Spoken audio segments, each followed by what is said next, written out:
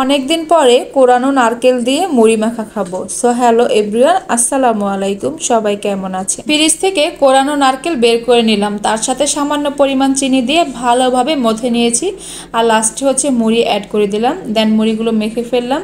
এই যে আমি কিন্তু খাওয়া শুরু করে দিয়েছি।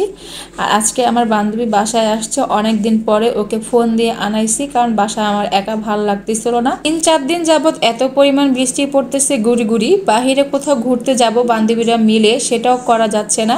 তো ওকেই ফোন দিয়ে আনাইছি, ভালো লাগতেছে না। যেহেতু সন্ধ্যাবেলা আসছে তো মুড়ি মাখাইছি, পেঁপে কেটে দিয়েছিলাম আর চা বানাইছিলাম।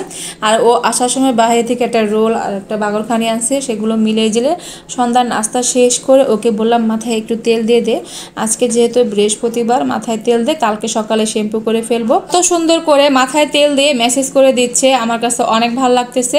মনে হইতেছে যে পার্লারে বসে আছি। আসলে তেল দেওয়ার লোক না থাকলে কিন্তু এরকমই হয়। যাই হোক, বান্ধবীকে অনেক ধন্যবাদ। এইদিকে পরের দিন সকালবেলা উঠে বিছানা ঝাড়ু দিয়ে নিচ্ছি। বান্ধবীকে বলেছিলাম গতকালকে থেকে যেতে, ও থাকে নাই, চলে গিয়েছে। বিছানা ঝাড়া শেষ করে আজকে দুপুরে কি রান্না বান্না করব সেগুলো গুছিয়ে নিলাম। এইদিকে আজকে আমি পটল ভাজি করব। তো পটলগুলো চাকচাক করে কেটে নিয়ে হলুদ গুঁড়া, ধনে গুঁড়া, মরিচ গুঁড়া, সামান্য পরিমাণ লবণ আর তেল দিয়ে ভালোভাবে মেখে প্যানে তেল দিয়ে আমি হচ্ছে পটলগুলো দিয়ে দিছি। দেখেন এত পরিমাণ তাড়াহুড়া করতেছি, তেলটা গরম না হইতে হইতেই কিন্তু আমি পটলগুলো দিয়ে দিয়েছি। ঘুম থেকে উঠেই মসুরির ডাল ভিজিয়ে রেখেছিলাম, আজকে মসুরির ডাল দিয়ে বড়া বানিয়ে খাবো।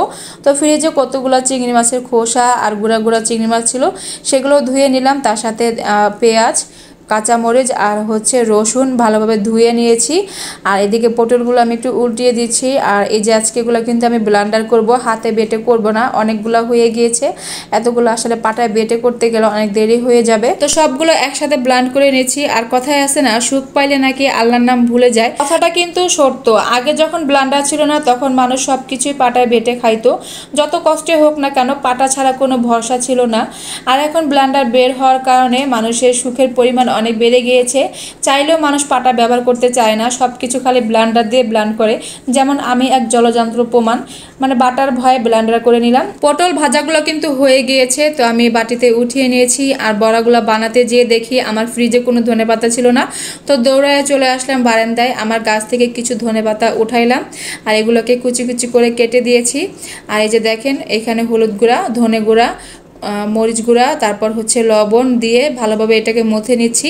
আসলে ধনেপাতা না দিলে এই বড়াটা খেয়ে মজা পাইতাম না। আর আজকে ব্লেন্ডার করার কারণে একেবারে বেশি ফিনিশিং হয়ে গিয়েছে। এই বড়াটা বানানোর জন্য আসলে ডালটা একটু সাবা সাবা থাকা দরকার ছিল। যাই হোক, যা হওয়ার তো হয়েই গিয়েছে। এইদিকে আমি বড়াগুলো সব হচ্ছে প্যানে দিয়ে দিলাম, দিয়ে আমি উল্টাই দিচ্ছি। আর প্রচণ্ড পরিমাণ মানে গরম পড়ছিল। রাতে কিন্তু বৃষ্টি হয়েছে, তারপরে কেন জানি গরম মানে আসেই, ভাবসা ভাবসা একটা গরম থাকে।